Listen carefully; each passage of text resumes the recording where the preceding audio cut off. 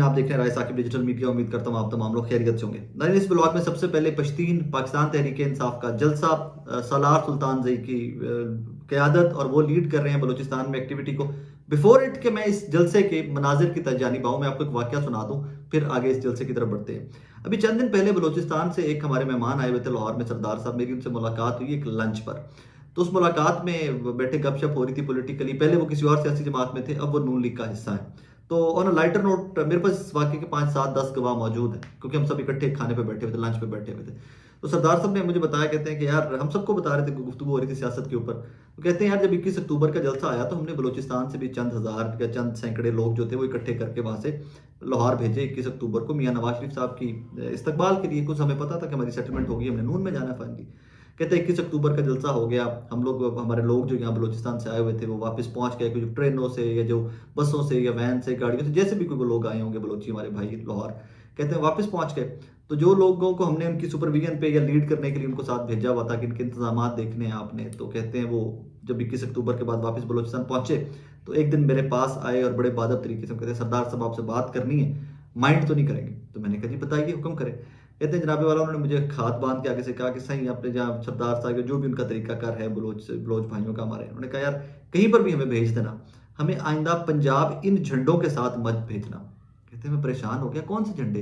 कहते हैं जब आपने हमें भेजा तो आपने मुस्लिम लीग नून के झंडे देकर हमें भेजा था। हम जिस जगह पे रुके हैं, जहाँ की हमने रुके हैं वॉशरूम के लिए, या कोई नमाज का टाइम था या कुछ खाने पीने का टाइम था पंजाब में एंटर होने के बाद, तो लोगों ने हमें बड़ी मायूब नज़रों से देखा है और हमें बाद में समझ आई कि वो हमें नहीं, इन झंडों को हमारे हाथ में देखकर हमसे बड़ी मायूब नज़रों से देख रहे थे, और वो नफरत सी थी लोगों की नज़र में इस झंडे को लेकर। और ये वाकया मुझे एक बलोच सरदार बता रहे हैं जो मुस्लिम लीग नून का हिस्सा बन चुके हुए थे। अब सालार सुल्तान जई जो नौजवान रहनुमा है, मेरी मुलाकात उनसे पहली जमान पाक में हुई जब पॉलिटिकल एक्टिविटी पीक पर थी। वो बलूचिस्तान के अंदर तहरीक इंसाफ के जो जलसे जुलूस और कन्वेंशन है उनको लीड कर रहे हैं। बलूचिस्तान के बारे में बात करते हुए मैंने कल भी आपको बताया था, बलूचिस्तान एक छोटा मतलब लेस पॉपुलेटेड सूबा है। यहाँ पर आबादी बहुत घनी नहीं है पंजाब की तरह के हज़ारों लाखों लोग, करोड़ों लोग एक एक शहर में। यहाँ बहुत कम आबादी, बहुत स्कैटर्ड आबादी है। इस तरह के सूबे के अंदर बड़े जलसे कर लेना, बड़ा नंबर इकट्ठा कर लेना, और फिर बड़ी अजीब सी बात है। टू बी वेरी ऑनेस्ट, कोई भी बहुत पॉपुलर लीडरशिप की, जिसको आप कहेंगे टियर 1 की लीडरशिप, जो हर टाइम इमरान खान के इर्द गिर्द थी या जो टीवी के ऊपर आती थी, जिसकी चेहरे से लोग वाकिफ हैं, वो नहीं है। सुल्तान बिल्कुल नौजवान है और बेहतरीन पॉलिटिशियन है, बेहतरीन काम कर रहे हैं। सुल्तान की क़यादत के अंदर बलूचिस्तान जो है, वहाँ पर जहाँ जो वर्कर कन्वेंशन होता है, तमाम तर प्रॉब्लम्स, तमाम तर बैरियर्स के बावजूद वहाँ पर लोग इकट्ठे होते दिखाई देते हैं। कल का जलसा, कल का वर्कर कन्वेंशन, आज का वर्कर कन्वेंशन, स्टेज तोड़ दिए गए, तमाम बैरियर्स क्रिएट किए गए, तमाम हर्डल्स क्रिएट किए गए, बट इवन देन सालार सुल्तान जई ने एक बड़ा जलसा कर दिखाया वहाँ पर भी।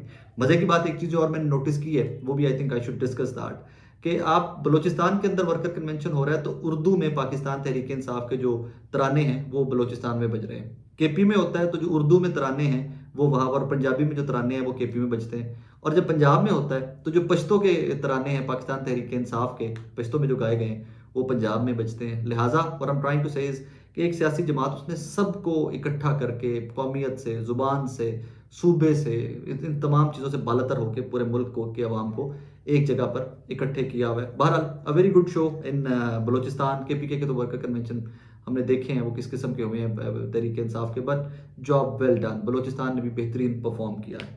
आगे चलिए, तो बिफोर इट के मैं आईपीपी की जानिब आऊँ। आईपीपी के लिए कोई अच्छी खबर नहीं है, जहाँ पर लोग शामिल हो रहे हैं वहाँ पे उनके लिए कोई अच्छी खबर नहीं है। साउथ पंजाब से एक बड़ी खबर ये है कि जनाब साउथ पंजाब में बहुत ज़्यादा तादाद में लोग जो हैं वो आज़ाद इलेक्शन लड़ेंगे। वजह बड़ी सादी सी है, मैं एक मिसाल सिर्फ आपको देता हूँ और अपने एक करीबी अजीज़ की मिसाल देता हूँ। आई एम सॉरी, एक करीबी अजीज़ की मिसाल देता हूँ, आप उस मिसाल से समझ जाएंगे कि ये लोग आज़ाद इलेक्शन क्यों लड़ना चाहते हैं। जब नाज़रीन मामलात चल रहे थे आईपीपी के, और जब लोग शामिल हो रहे थे, किए जा रहे थे जिस तरह किए जा रहे थे, दैट्स अ डिफरेंट डिबेट। तो मैं असम्बली बड़ा रेगुलर आता जाता रहा 18 के बाद, और उससे पहले भी जो असम्बली में जब भी ड्यूटी लगती थी दफ्तर की तरफ से तो असम्बली कवर करता रहा। काफ़ी सारे सियासतदान थे जिनसे अच्छी सलाम दुआ हो गई थी।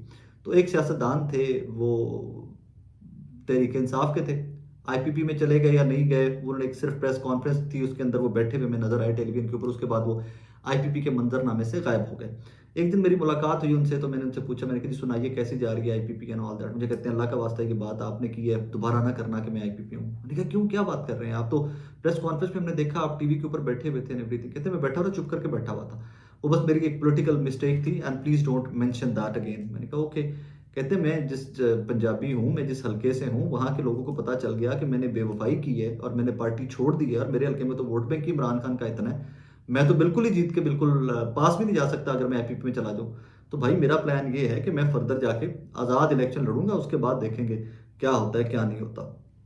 इसी सोच के ऊपर ऊपर अमल पैरा होते साउथ पंजाब से जाहिद गशगोरी साहब, हमारे बड़े सीनियर इन्वेस्टिगेटिव जर्नलिस्ट हैं, उनकी खबर है कि एक अच्छा खासा नंबर जो है सियासतदानों का, जिनको इलेक्टेबल्स कह लीजिए, सरदार कह लीजिए, वडेरे कह लीजिए, जो भी आप इंडस्ट्रियलिस्ट कह लीजिए, जो भी टर्म आप यूज़ करना चाहते हैं वो उनके लिए कर लीजिए, तो वो एक अच्छा खासा नंबर जो है वो जनाब आपको साउथ पंजाब से, ना पीपल्स पार्टी, ना नून लीग, ना IPP, MQM, JUIF, Jamaat Islami, सबको छोड़कर आज़ाद इलेक्शन लड़ते हुए दिखाई देंगे। और आज़ाद इलेक्शन लड़ने के बाद फिर अगर कोई जीत के बीच में से, तो फिर वो आगे जो इक़्तिदार में आएगी पार्टी का, जो जीतती हुई पोजीशन में होगी निगोशिएट करने के, तो उसके साथ मिल जाएंगे। और ये एक पैटर्न है। अब यहाँ पर एक चीज़ जो तहरीक इंसाफ के वोटर के लिए बड़ी समझने वाली है कि ये वो तमाम, इनमें से 80-90% लोग वो हैं जो तहरीक इंसाफ में थे। ये आपके पास आएंगे वापस कि हमारे ऊपर प्रेशर है, हम इसलिए तहरीक इंसाफ के टिकट से इलेक्शन नहीं लड़ रहे, हम आज़ाद हैं, हम तहरीक इंसाफ में ही हैं, हम इमरान खान ही के वोटर सपोर्टर और उसी के पार्टी में हैं, लेकिन हम इलेक्शन सिर्फ आज़ाद लड़ रहे हैं क्योंकि हम बहुत ज़्यादा प्रेशर नहीं ले सकते, हम इलेक्शन लड़ नहीं सकते थे, ये नहीं कर सकते थे। तो वहाँ पर इम्तिहान होगा तहरीक इंसाफ की लीडरशिप और तहरीक इंसाफ के वर्कर का कि वो इन लोगों को वोट डालते हैं या नहीं डालते। मेरे पास तो जवाब है, मैं नब्ज समझता हूँ लोगों की, लोगों में होता हूँ, सारा दिन लोगों में काम करता हूँ, आउटडोर काम करता हूँ।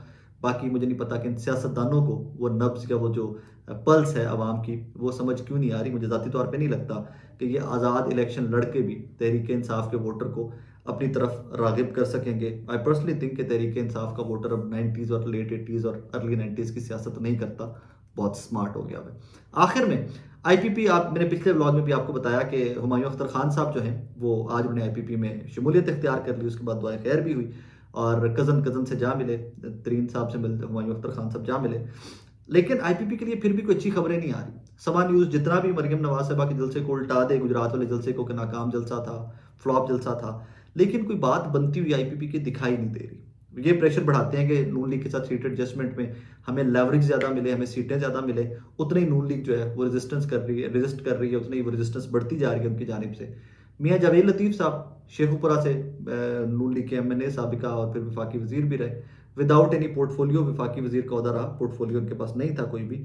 तो उन्होंने आज कहा है कि जनाब वाला हमारी पंजाब में सीट एडजस्टमेंट जिनसे होनी थी उनसे हो चुकी है और वो है काफ लीग, इसके अलावा किसी से सीट एडजस्टमेंट नहीं हो रही। लिहाजा अगर सीट एडजस्टमेंट नहीं हो रही तो इसका मतलब ये है कि आईपीपी के चांसेस मजीद डिम होते जा रहे हैं। अगर इनके साथ सीट एडजस्टमेंट नहीं होती नून लीग की तो आईपीपी पहला क्या, दूजा क्या, तीजा क्या, ये पंजाब में चौथे नंबर पे आएंगे, लिख लीजिए। इसमें पहले पे तहरीक इंसाफ नून लीग का मुकाबला होगा, दूसरे पे और सियासी जमात है, मजहबी सियासी जमात है, वो आएगी, तीसरे चौथे के ऊपर जाकर ये कहीं पर आएंगे। और मैं ये सिर्फ इनके बारे में नहीं कह रहा, इस्तेकाम में पाकिस्तान पार्टी में इनकी प्राइम लीडरशिप, टीयर 1 लीडरशिप के बारे में भी कह रहा हूँ। लाहौर से तरीन साहब लड़ रहे हैं, लाहौर से अलीम खान साहब लड़ रहे हैं। अगर ये किसी के साथ सीट एडजस्टमेंट में नहीं आते, वोट डिवाइड होता है, हर सियासी जमात अपने अपने वोटर को अपनी तरफ राग़िब रखती है और वोटर उनका वोट उनको करता है, तो ये बहुत पीछे जा गिरेंगे, चौथे चौथे पाँचवें नंबर पे आएंगे। जितने भी बड़े इलेक्टेबल्स हों, जितने भी बड़े पिलर हों, ये गिरेंगे और मुंह के बल गिरेंगे। लेकिन ये सियासी बातें थी सारी।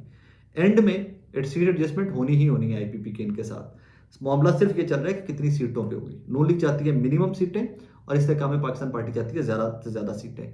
सो ये 40-25 की रेशो, 40 सूबाई 25 मरकजी मांगते हुए मुझे लगता है, ये मेरी ज़ाती राय और कुछ थोड़ी बहुत इन्फॉर्मेशन, कि 10 से 15 सूबाई और 5-4 से 5-7 नेशनल असम्बली की सीट्स, मेरी राय ये, और कुछ लोगों से जो बात करें तो कुछ इस किस्म की इन्फॉर्मेशन मिलती है। वहाँ पर आकर सौदा हो जाएगा, सीट एडजस्टमेंट हो जाएगी और दोनों घर राज़ी हो जाएंगे। नाज़रीन, अपना बहुत सारा ख्याल रखिएगा, दुआ में याद रखिएगा। अल्लाह हाफ़िज़।